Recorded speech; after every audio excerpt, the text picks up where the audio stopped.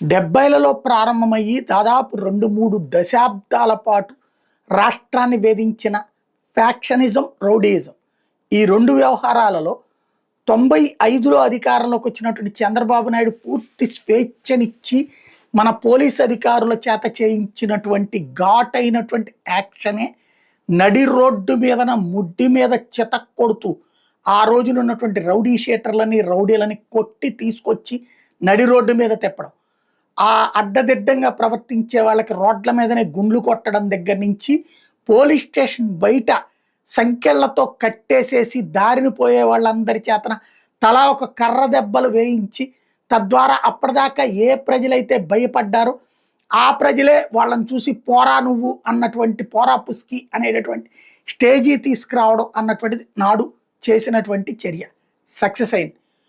ఆ తర్వాత rowdyism, factionism అనేటటువంటిది మ్యాక్సిమం కంట్రోల్ అవుతూ వచ్చింది. అయితే ఇప్పుడు సరికొత్త పందాన్ని అవలంబిస్తున్నటువంటి రౌడీయిజం, ఫ్యాక్షనిజం మళ్ళీ రాజకీయ ప్రేరేపితమై పెరిగి పెద్దదవుతున్నాయి. అయితే ఇప్పుడు జరుగుతున్నటువంటిది మా రౌడీ బాగుండాలి, మా ఫ్యాక్షనిస్ట్ బాగుండాలి, ఎదుటి రౌడీ బాధపడాలి, ఎదుటి ఫ్యాక్షనిస్ట్ మనుషులు బాధపడాలి అనేటటువంటి ధోరణి. ఇప్పుడు ప్రజామోదం ఏ మేరకు ఉంటుంది? ఖచ్చితంగా తెనాలి విషయంలో పోలీసుల్ని కొట్టినటువంటి పోలీస్ కానిస్టేబుల్ కొట్టినటువంటి ముగ్గురిని కొట్టడంలో తప్పే లేదు. ఆ వీడియోను ప్రొజెక్ట్ చేసుకురావడంతోనే బయటకు వచ్చినటువంటి అంశం అది. దాంతో ఇప్పుడు వైసీపీ దాన్ని కులంతో ముడిపెట్టింది, మతంతో ముడిపెట్టింది, మైనారిటీ, దళిత, బడుగు, బలహీన వర్గాలని. మరి పోలీసులను కొట్టచ్చా? రౌడీ షీట్ ఎందుకు పెడతారు? జనాలు కొడితేనే కదా. అయితే అది రాజకీయ ప్రేరేపిత కేసు అంటున్నారు. పోనీ వాళ్ళు మంచోళ్ళు అని చెప్పి వీళ్ళు సర్టిఫికెట్ ఇస్తారా? ఇది నెంబర్ 1.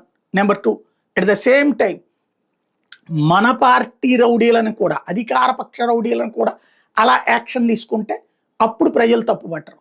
ఇది అధికార పక్షం కూడా ఆలోచించాల్సిన అంశం.